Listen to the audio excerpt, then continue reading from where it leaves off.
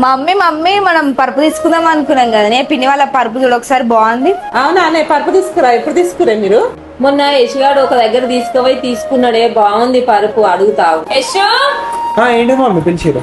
ఏం లేరా, మాకు ఒక పరుపు కావాలి, నువ్వు ఏమన్నా తీసుకొచ్చినావంట కదా. తక్కువ రేట్ లో మంచి బెస్ట్ క్వాలిటీ తోటి మన ముంగటే తయారు చేసి ఇస్తారు. నేను తీసుకోవతా పద.